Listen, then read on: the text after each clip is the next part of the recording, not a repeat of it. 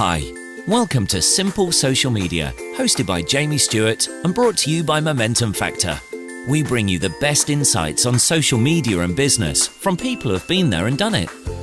If you're looking to get momentum in your business, then ensure you subscribe to the weekly show at www.momentumfactor.co.uk/VIP. Right, hello everyone. Today I'm joined by keynote speaker Geoff Ramm. Hello, Geoff. Hello, Jimmy. How are you? I'm great, thanks. Thanks for your time today. If you wouldn't mind, Geoff, I know that lots of people know who you are, but for the benefit of those that don't, would you mind just introducing yourself and what you do? Yes, certainly. Like you say, I'm a keynote speaker. 90% of my business is speaking at conferences and events around the world. And 10% of my business is consultancy.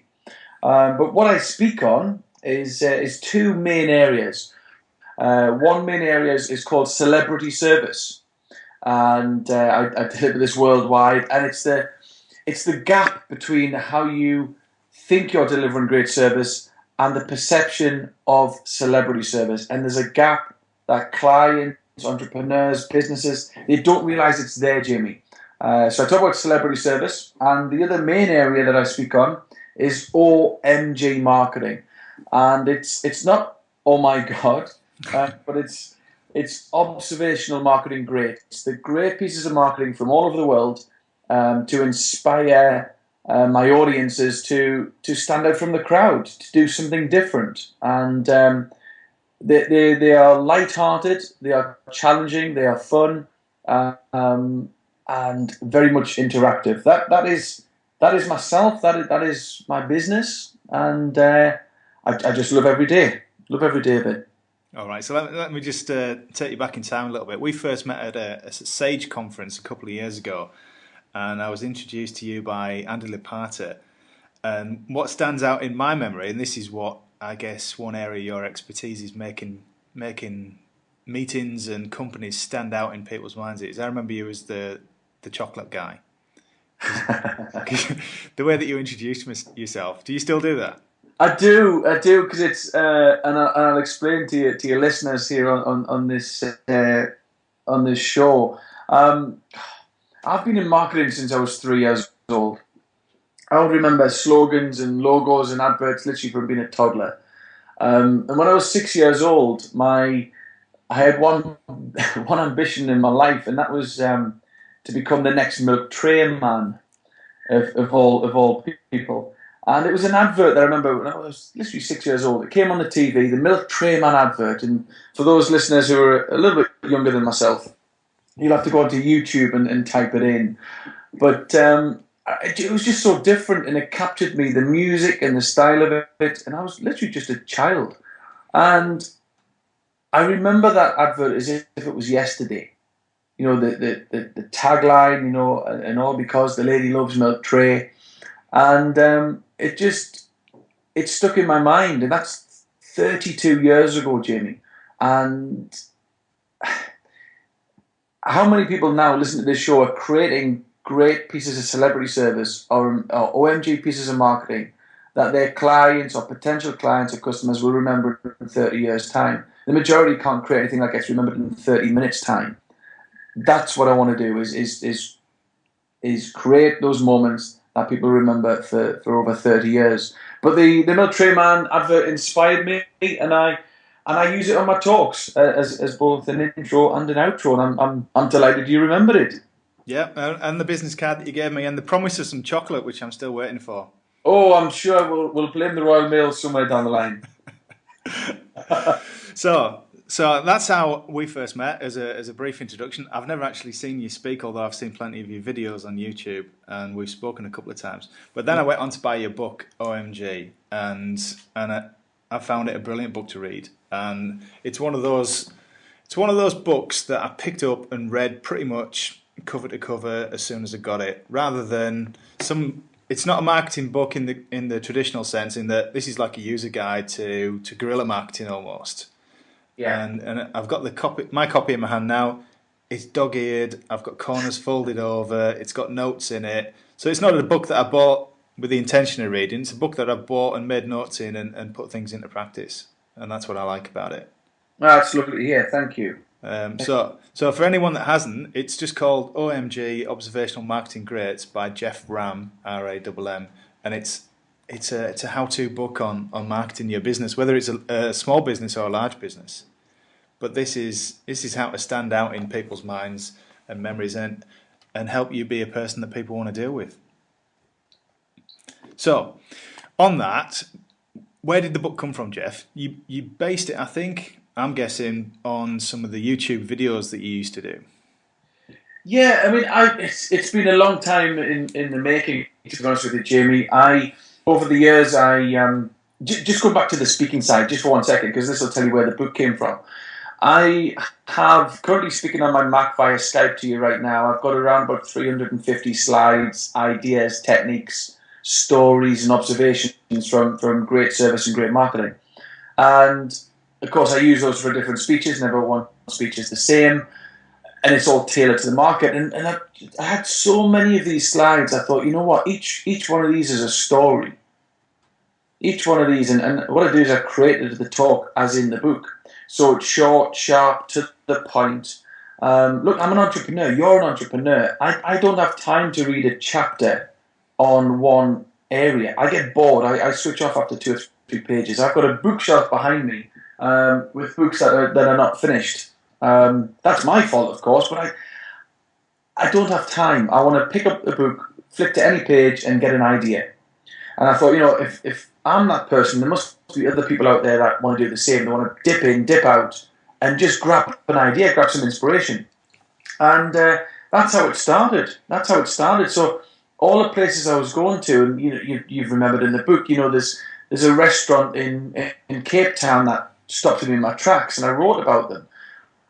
You know, there's a business card in South Shields that again stopped me in my tracks. I thought, how fantastic is that?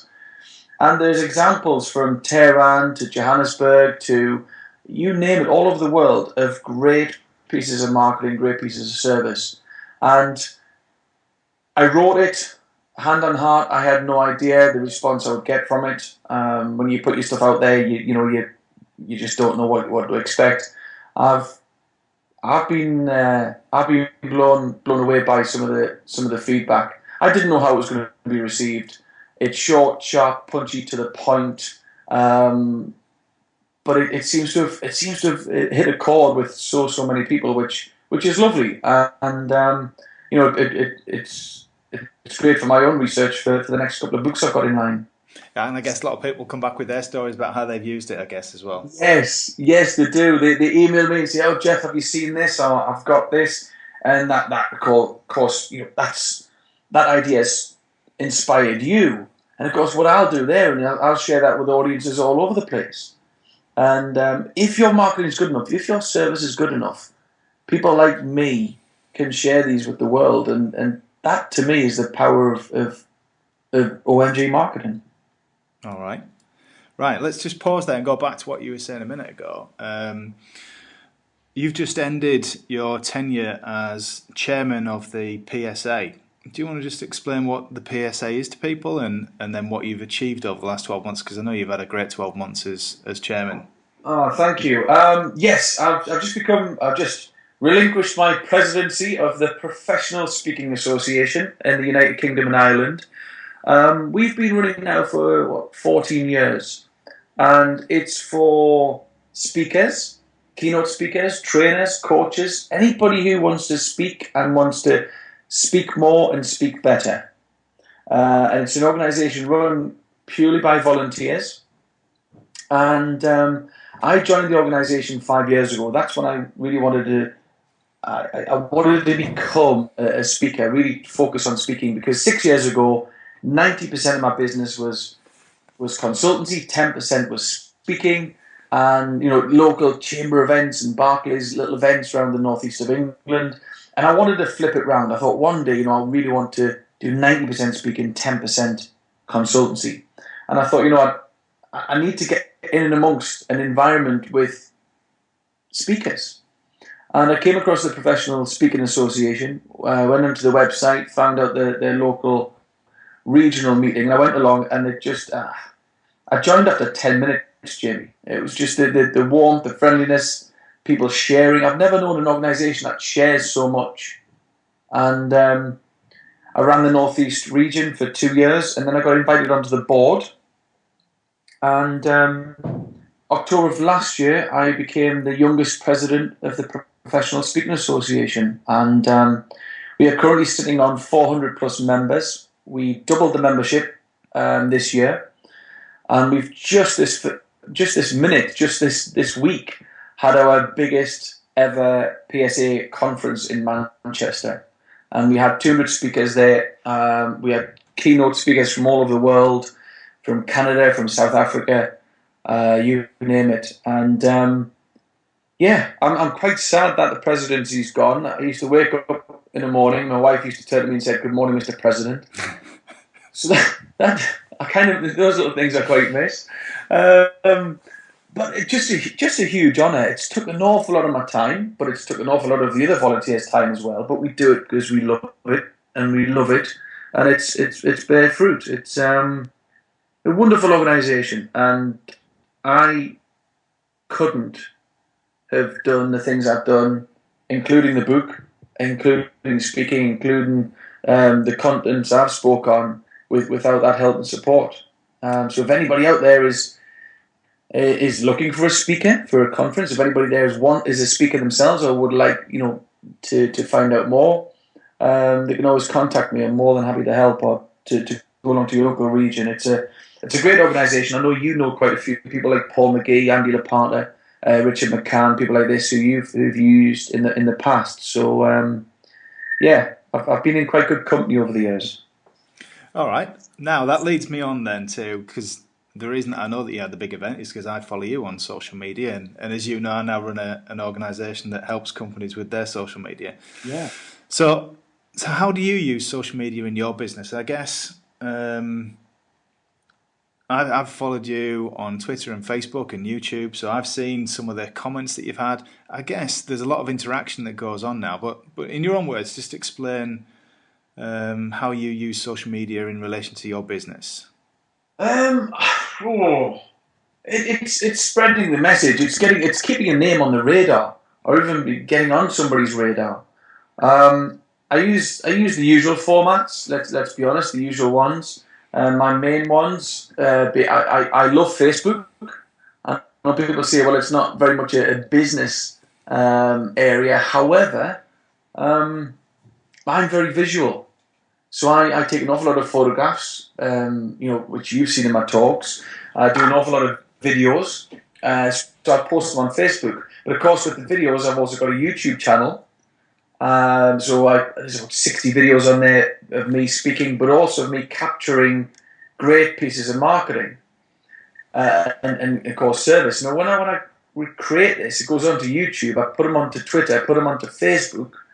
But of course, these videos can then go into my talks, and I do a lot of interactive masterclasses based on some of the findings that I've captured over the years. So it's not as if you're going to get told, with all due respect, about marketing of Coca-Cola and Apple. I was bored of that at university. I'm showing you pieces of marketing that nobody else has seen. So in social media terms, LinkedIn, you've got the LinkedIn profile and all the rest of it. Yeah, that's all good, very good. I'm going to do a campaign later this year on promoting my business into the States and Canada. But I just use it to keep on the radar. Why do I do it? I like to have fun. I like to share funny things or quirky things. I'll always put a photograph with something. Very rarely do I ever just write something. I just to engage, get people's thoughts, get people's ideas. One of the things that I find is, particularly on the YouTube videos that you do, is that you see things that most people just pass by, and then you record it and you point out what these people are doing that's working well, so that there's some great value just in your YouTube channel alone to give people ideas on things that they could do in their own business. Yeah, absolutely. I mean, it's just, you're just sharing this stuff. We can't take it with us, so just capture it and get it out there. And I'm not one of these people, as you know, I'm not one of these people that will ever post something like, here's the 12 best ways to do X, or here's the ultimate guide to. I ain't got time to read. I ain't got time. We haven't got time for this stuff. I want to quickly get something over, a bit like the book, short, sharp, punchy, to the point, and to challenge people, to get them thinking differently. The videos themselves, you're right. It's capturing something. I don't think I've got any video that lasts any more than a minute, because we can get across so much information in a short period of time that people get. But I like to have fun. I like to be light-hearted, and sometimes controversial as well. I mean, you may have seen some of my latest posts on Twitter and Facebook, but this celebrity service thing, I don't just talk about it. I'm getting fed up of poor service. And I've seen some of these posts. Oh, we'll not name the names, because maybe one day they'll ask me to speak at their conference. But do you know the red tape, the barriers that just stop us from having a good experience with this brand? There's how many branding books and service books are on the shelves. They're just gathering dust with these companies. And if I'm receiving anything poor from maybe a railway or a store, then I'm going to post it. I'm going to post it. And people need to learn that we're in a world now where people can talk about you whether you like it or not. And I want to see some of the wrongdoings of service and marketing put right. I'm not on a crusade by any means, but there's some very simple, quick wins that companies can do that make us champion them rather than chomp at them. Definitely, I'd agree. And you're right. That's the big difference that social media's enabled. In the past, marketing was always a one-way activity, and now, every man in the street has the opportunity to interact with a brand, and when something's not working right, they can tell not just the company but all their friends as well. Absolutely, absolutely. If somebody was to post something on Facebook about you or an event or something that you've done with a client, and they posted a video, what would you do? Would you send in the brand police? Would you send them a letter? No, you'd get on the phone, you'd sort it out, you would stop it from escalating. And yet, the larger organisation you get, the worse it becomes. We need to handle all of this. This is real time marketing, real time service, and we've got to cut out these red tape. We've got to cut out procedures. If you've got a customer service procedure, you're dead. Yeah, it's giving people the authority to go and do whatever needs to be done to satisfy a customer now, isn't it? Yeah, absolutely. You're right. I can't remember who it was. There was a speaker who mentioned something just the other week. I'm trying to think who it was. I was at one of these events, and they said, you go into your hotel room, and there's a cockroach on the bed. What's the first thing that you do? You're going to take a picture and put it on Twitter and Facebook. Exactly. And then you'll phone reception saying, by the way, there's a cockroach in the bed. And if it takes them any more than 30 seconds to get up there, you will repost saying, still waiting. And this is the world we're living in now. Yeah. But now that's just the negative stuff, okay? That's just the negative stuff. And I do very, very, very little of that. I like to champion the great pieces of marketing. Oh, you might have seen one of the latest YouTube videos I did. I spoke in Edinburgh last month, and I don't know if you've seen this, but it's just wonderful. I was walking back, so it was a late night. We finished about 11 o'clock. I was walking back to my hotel. It was during the Fringe Festival. Walking back to my hotel, and there's this shop. There's a bike shop, not a chain, an independent shop called the Bikesmith. And 11 o'clock at night, all the shutters are down.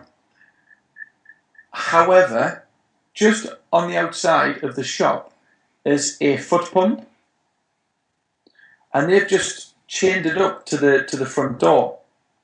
And I looked at it, I thought, what's this? What's this? Of course, for any cyclists, after 6 o'clock, after they close, if they've got a puncture or they've got a flat tyre, they can go to there and blow it up for free. That's celebrity service. That's what I'm on about, and that's what I love to champion. And yeah, it's interesting with people reading the book. It's interesting with going to different countries, with seeing different cultures, how businesses, brands are standing out to be remembered in 30 years' time, and It's my job to capture that, to inspire a business. You don't have to have a bike shop to think, what can I do for a client or a customer once I am closed? Yeah. You know, that's what I love. And the biggest, somebody posted on Facebook, was it yesterday? I think it was yesterday, that said, what makes a successful speaker? And I just put on there, it's the after effects of your delivery and content. It's the after effects, what people do after that, just from an idea to inspire somebody. And it happens time and time again. People say, look, I've done this has happened, this percentage has increased, or we got, coverage, PR coverage around the world, whatever it may be. That the fee pays the mortgage, but the compliments and the feedback and the success stories, feed your head. And it's it's not a job, Jimmy. As you know, this is not a job. It's something I thoroughly enjoy. No, and that's what. Yeah, it's not work when you enjoy what you do, is it? No, absolutely not. Absolutely not. All right then. So as an author and a speaker, then, have you noticed a difference with the rise of social media and engagement that you can and feedback that you get from people now that they can access you? Absolutely. One of the strangest, funniest ones is you know and I know, we have far too many people we have far too many Facebook friends. I don't know 9/10 of them. I've possibly never met them. And the same goes for LinkedIn. I've got that many connections. I have no idea. But however, if anybody wants to become friends or connect with me, I click yes, because they might have been in the audience last week. And I don't want to say no. Yeah. And, and 9 times out of 10, they have been in the audience, or they have met me, or they've heard about me. So, you're now connected, and you can share stuff. Some people on there, then send you, a 25-page brochure of what they do and can they recommend me to somebody. But, just connect, just share stuff, just connect, have a bit of fun, and just give value. But it's interesting you never know who's in the audience, and you never know. Reading the book as well. I've had YouTube videos made on the book. I've had people tweeting, and I don't know who these people are. In countries that I've never heard of, and it's great. You just connect with these people, and actually, just talking about that, a YouTube video that somebody made of your book was what prompted me to buy it when you first launched it. Yes. Yes. And I can't remember it specifically now, but it stands out as that was the prompt for me to go and buy your book. It was, there was I don't think I've got it on my YouTube channel actually, but I have got the video. It was like a cartoon. That's it. And there's a part at the beginning when it said, and Seth Godin's one of the godfathers of marketing and innovation, but this person put what was it? It was Emma. I'm trying to think. My head's in the shed from this last weekend. Let me have a quick look. This isn't great for your listeners on Facebook, but just bear with me. Let's have a look, because I need to give her a full mention. So this was a great video because it just demonstrates what social media can do for people. So someone had seen your book, they'd taken action on it, and it had prompted her to send you something that you then shared, and then so absolutely. It's a lady called Emma Sutton. I've met her just a couple of times. Emma Sutton. She's based in Yorkshire, and in the video, she created this video. It was wonderful. The fact that somebody bothered to read and to review. I mean, this is a review of different proportions. She put over. Just mentioned Seth Godin. Move over, Seth. Here comes Geoff.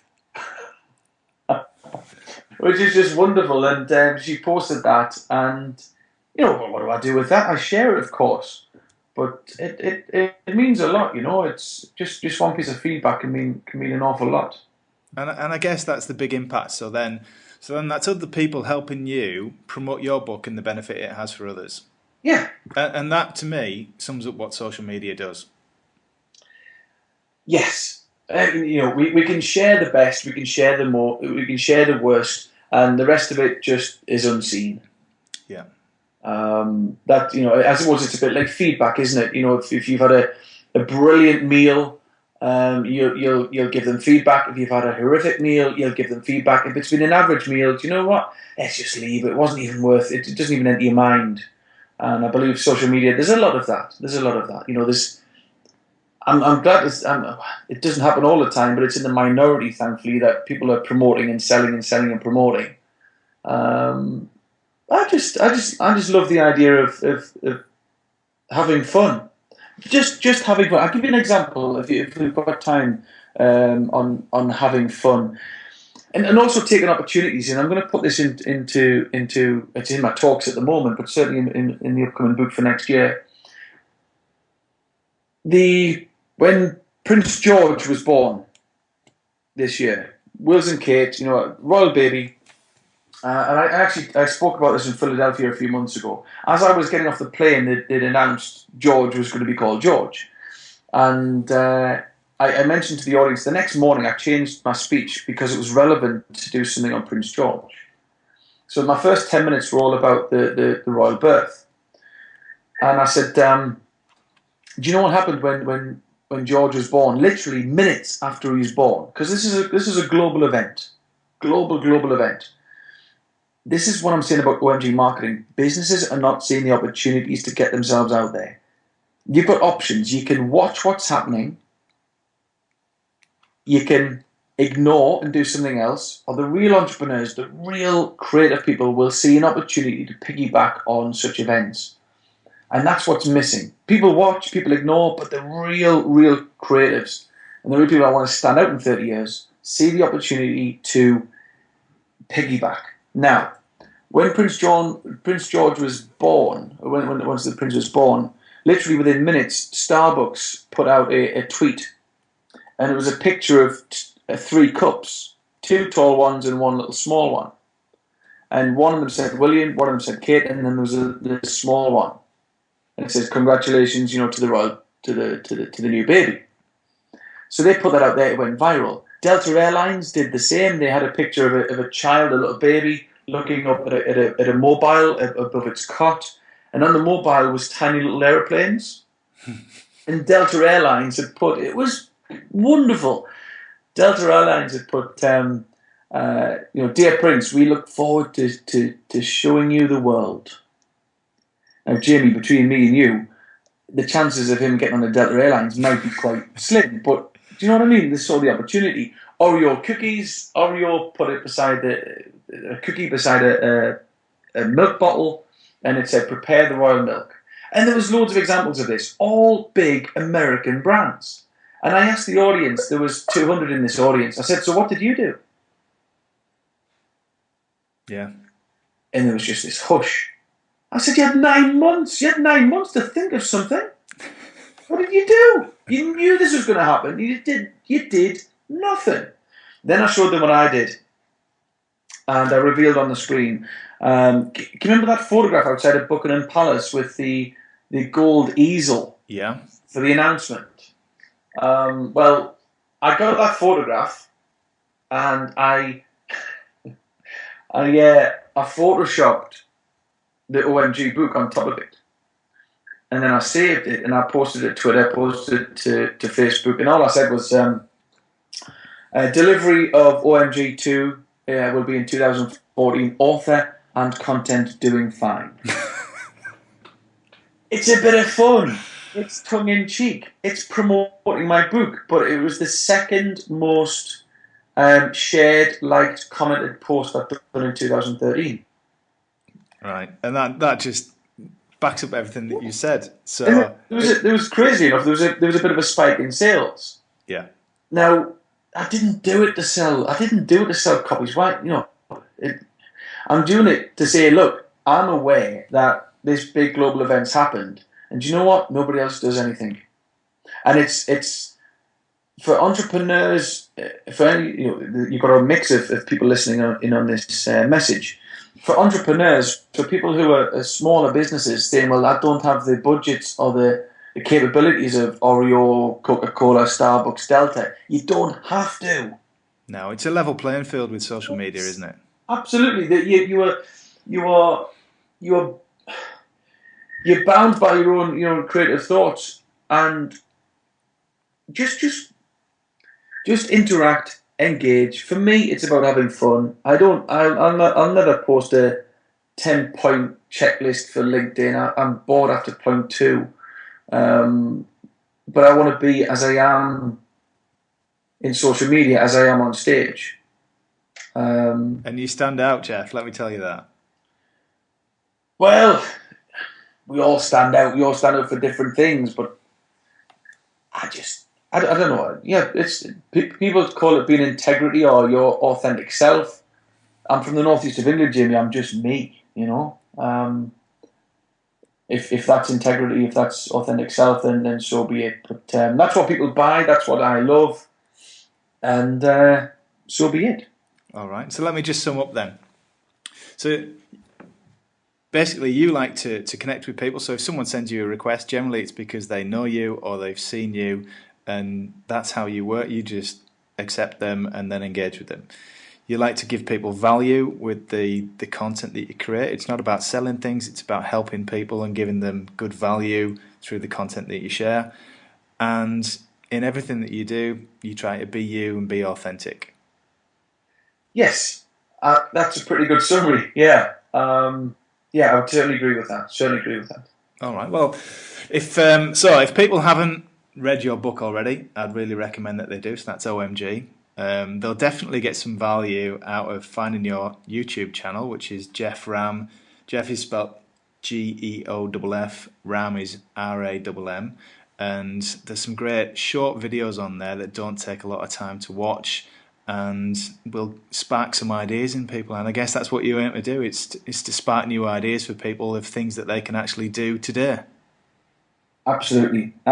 From petrol stations in Johannesburg to bike shops in Edinburgh, to business cards in Philadelphia. There's something there for every business that can help them do something different, both in their service and marketing, that will make them memorable in 30 years' time. That's my aim. That's my objective, is to get businesses ramped up, thinking differently. So, the world is talking about them, not just in their local town or village. Their world is talking about how differently they did something.